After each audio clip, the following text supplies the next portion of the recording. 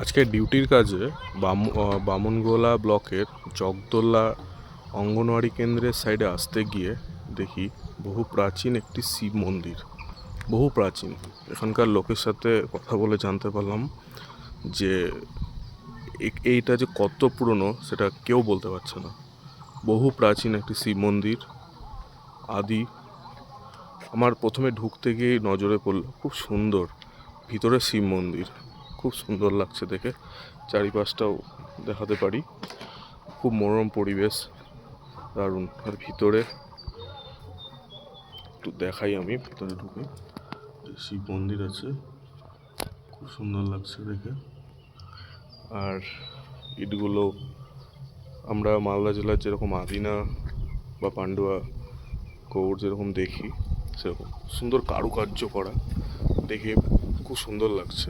দেখে বোঝা যাচ্ছে বহু প্রাচীন কারুকার্যগুলো। এখানে একটি স্তম্ভর মতো করা আছে, খুব সুন্দর লাগছে।